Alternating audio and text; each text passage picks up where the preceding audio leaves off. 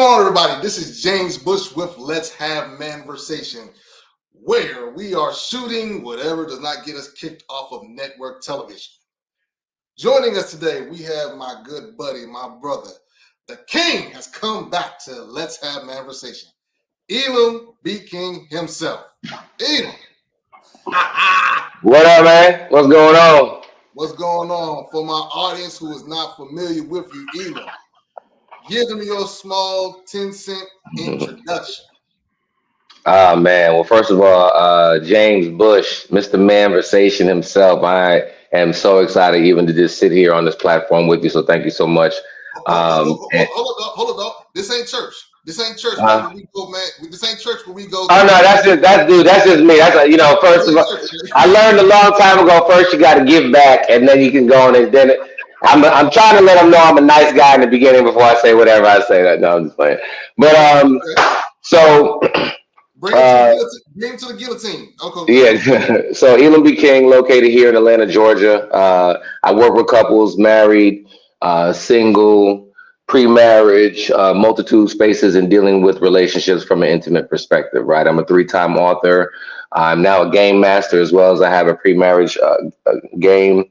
And my focus is to help improve our communities by improving our families and also by improving the two people who are most important inside of that, which is the man and the woman. So that's kind of like my elevated version of why I'm here today, and looking forward to what we have coming up in Huntsville. Definitely. So, man, let's just jump right into it.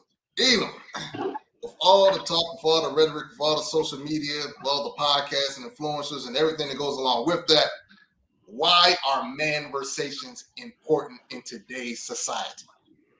I'm gonna give the elevated version is going to be this. There has been a conditioning that men have come up in, whereas two things were important: how much sex we had and how much money we have. All right. That was something that was passed on. If you think about it, if you talk to a baby boomer, they're always talking about, make sure that you have a job and things like that. So that as a man, that you can take care of your family as a man, right? Okay. And then, the sidebar conversations, locker room conversations is how much booty you get, right? And, who you slaying here and there, right? And that was something that even for myself and many others, and even those that I coach as well, that's something that they were taught, right? And so then over time, as we went to 20s and 30s and 40s and 50s or whatever, right, we realized that things are a lot differently. We tried to pick the cute chick that we thought that was real cool, and then we recognized that there's no peace in our home, right? Or we try to just, go with somebody who just used to slay our back out or whatever, and then all of a sudden, there's no support and there's no helpmate that's coming from that person, right? And I'm going to take this, and so that conversation began to transition, in my opinion, over the past, I'd say right before COVID. I guess I'll give it the Kelvin Samuel era, right? When, a man was actually bold enough to start saying exactly some of the things that we thought, but we were not saying, right? And so, and as that transition began to happen, I'm going to take this and give this to you that a 49-year-old woman actually said to me today. Okay. And this is the reason why the MANversations are important. She was like, listen, I tell women now, y'all got these new men bent a little bit, right? They have now realized that, you can't just slang your booty around and just be cute and think that the guy is just going to keep you on his arm and just be with you. Because particularly as men get older, right, our stock goes up, okay, traditionally, right? And a woman's stock could have a tendency to go down. Don't fight with me about that. You can go do your own stats on that, right? That has a lot to do with fertility. I didn't come up with this, right? So with that being said, I think that the value that men need to understand of what who they are and what they are, right? And that we are just as much of a prize as well, right? Yes, we're still supposed to take care of our families. Yes, we're still supposed to, make sure that we're there for, our wives, our children, and maintain our levels of spirituality and things of that nature. Those are set par, right? But we have not really had a good understanding and the value of who we are. So that's why we need to sit down a little bit more and have some conversation with men to establish, reestablish, reset some of the focuses that have been out here, and really get an understanding of our purpose, our direction, where we're going to go, and then make sure that we then partner ourselves, right, with somebody who qualifies for the direction that God has us to walk in. Man, I mean, dude, you said a whole lot in that statement right there. But I want to go back because it's something I want to pick at it because it spoke to me. in work and changing our communities. A lot of times, as the individuals, we have a tendency to go and point at the opposite sex or the other individual to try to see if you do this, then we'll be better. Yeah. But if we begin to work more on ourselves, Right. and we begin to set the tone, therefore setting the market, Right. And what is to come. Right. I truly believe a lot of things will change. And just Right. like the person that you were speaking with today, when men start setting the standard of this is what I want, this is what I'm going to do, this is what matters, and this is what is not acceptable, Yep. I do believe things will begin to change. No, they will. Because it's just like what you were saying. From that boomer generation, yes, do you got a job? Are you stable? Are you consistent? Are you raising a family? I mean, because the boomer generation, they came out from, with the depression and everything like that, and they had multiple children, they had everything like that going on. But my point being is that as a species, we are evolving. Yes. And that is one of the most scariest times, but it's one of the most awesome times as well, too. I think it's exciting. It's so exciting because now it's like, okay, what was okay before is not okay now. Now in the NBA, if you're a big man and you can't handle the rock, you might not be in the league for very long. Right. Because you got the Joker who can shoot threes, who can initiate the offense, and who can win a championship and may win another one this year. And if I took that same analogy and just looked at the fact that I think that what we have not done, and we leaned on the patriarchal portion of, I'm the man, I'm the leader, so I'm supposed to just lead in whatever case it be, right? And so it sounds good, and yes, inherently that's something that should be operating, from a structure perspective in the home. But from men to men, and James, you and I, we have conversations. We iron sharpens iron. We keep each other in check, right? And why is that? Because you know the purpose, my purpose. We know what, and we're congruent, and we walk down the same path, right? So we are kind of like a team.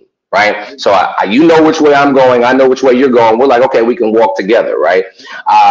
That baseline of understanding who you are is what's important. And so inside of our MANversation conversations, we have to begin to develop not only what our purpose and what our value is, that's right, but and also begin to develop the direction, and then that allows us to partner ourselves and have the right person on our team. The challenge is that we just walk out on the court and just pick somebody randomly based upon some superficial things or some things that we were taught incorrectly before, and then wonder why that person is not standing under the rim, wonder why that person is not bringing the ball up the court, wonder why that person wants to take so many timeouts. Because guess what? We didn't qualify ourselves first. And so I believe that during this MANversation conversation that we're going to be doing more qualification here. This is not even about bashing women. This is not even about lifting men way beyond and above and beyond where we're supposed to be. It's about us understanding who we are and the value of who we are. And then you can look, and then also, and it also gives the energy